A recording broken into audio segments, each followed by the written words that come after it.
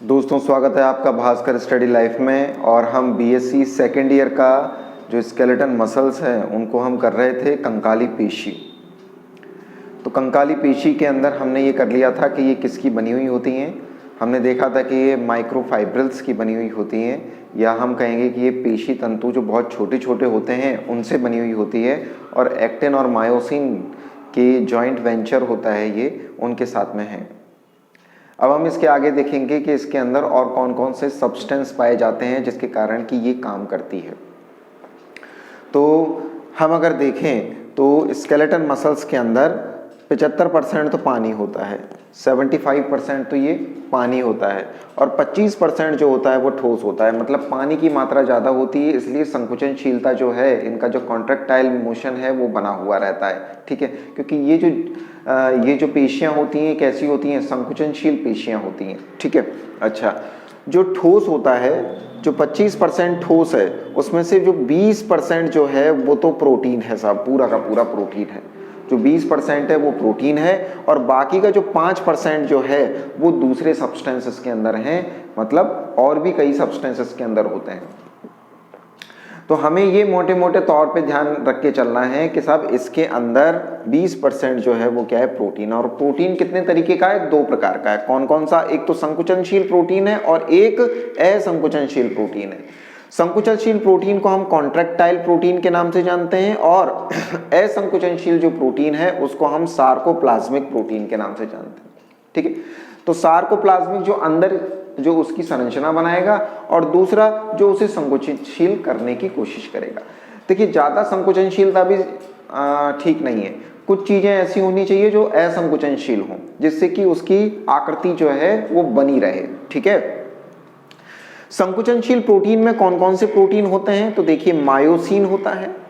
Myosin के बारे में हम पढ़ेंगे कि मायोसिन जो है सबसे ज्यादा मात्रा में पाए जाने वाला प्रोटीन है, और ये संकुचनशीलता रखता है। ठीक है। दूसरी बात, एक्टिन होता है। एक्टिन जो होता है ये एटीपी के साथ में क्रिया करता है, मतलब उसको एनर्जी प्रदान करने के लिए काम में आता है। ठीक है। ट्रोपोमायोसिन है एक। ट्रोपोमायोसिन जो पेशी है उसकी सामान्य क्रिया चलती रहे उसके लिए उत्तरदायी है। ट्रोपोनिन जो होता है वो कैल्शियम को नियंत्रित करता है, क्योंकि हम जानते हैं कि कैल्शियम भी बहुत इंपॉर्टेंट है। जो कैल्शियम पंप होता है, सोडियम पंप होता है, पोटेशियम पंप होता है, ये क्या करते हैं, ये ही जो है ऊर्जा के लिए उत्तरदायी होते हैं। एटीपी किस तरह से वर्कआउट कर पाएगा। ठीक है।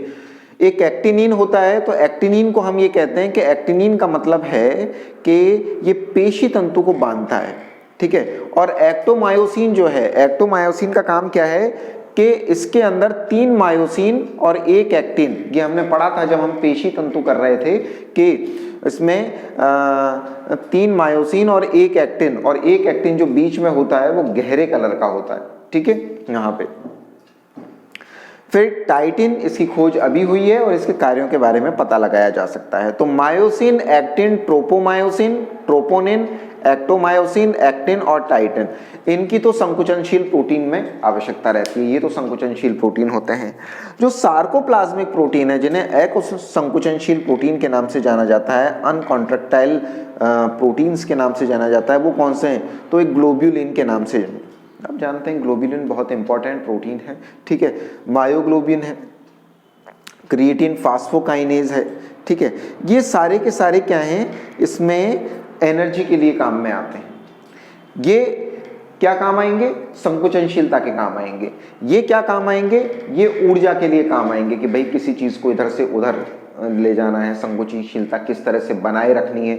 ये प्रोटीन खुद ही संकुचनशील है। ठीक है। अच्छा, फिर मायोकाइनेज हैं।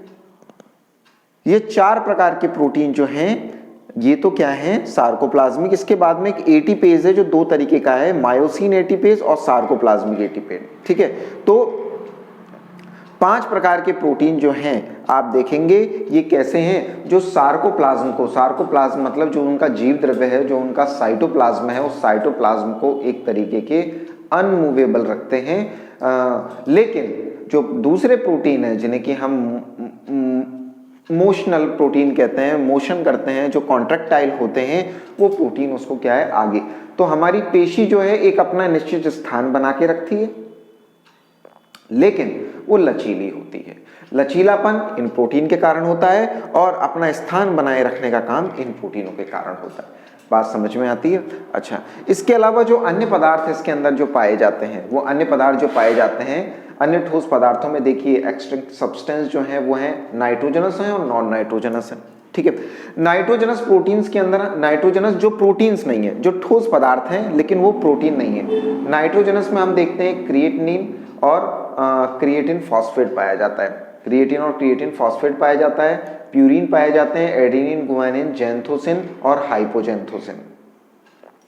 कार्नोसिन पाया जाता है, कार्नोसिन जो होता है वो हिस्टीडीन और एलिनिन का व्युत्पन्न होता है ना, कार्नोसिन।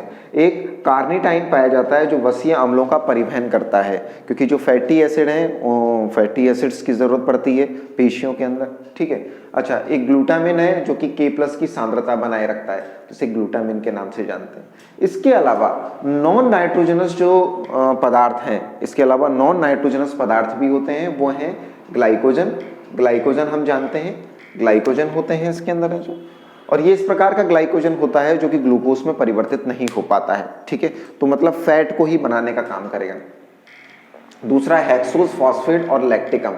अब इन दोनों की मात्रा जो है वो कैसी रहती है कि अगर लैक्टिक एसिड ज्यादा होगा तो ग्लाइकोजन कम हो जाएगा, और अगर ग्लाइकोजन ज्यादा होगा तो मतलब यहाँ पे ग्लाइकोजन से लैक्टिक एसिड बनने की संभावना रहती है। और आप जानते हैं कि लैक्टिक एसिड जब बनता है तो क्या रहता है, हमारी पिंडलियों में, हमारी पेशियों के अंदर दर्द होना स्टार्ट हो जाता है। ठीक है, तो आपको ये जानना है कि आपको ग्लाइकोजन का स्तर और लैक्टिक एसिड के स्तर के अंदर क्या है, एक परिवर्तनशीलता है, ये दोनों एक दूसरे के विपरीत हैं। इसके अलावा इसके अंदर फैट होता है और लिपिड होता है, ये दोनों अलग अलग हैं, इनको हम डिस्कस करेंगे कि क्या है।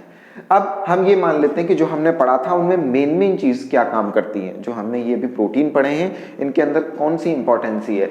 तो मायोसिन सबसे ज्यादा मात्रा में पाया जाता है, एक्टिन जो होता है वो एटीपी के साथ में क्रिया करता है, ट्रोपोमायोसिन सामान्य क्रिया हेतु आवश्यक है, और ट्रोपोनिन जो है वो कैल्शियम को नियंत्रित करता है।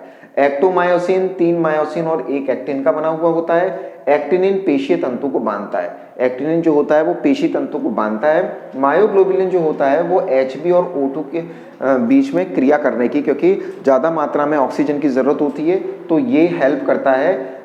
हीमोग्लोबिन के साथ में जितनी मात्रा में ऑक्सीजन अगर नहीं मिल पाती है तो मायोग्लोबिन बीच में मीडिएटर का काम करके ऑक्सीजन को लेता है।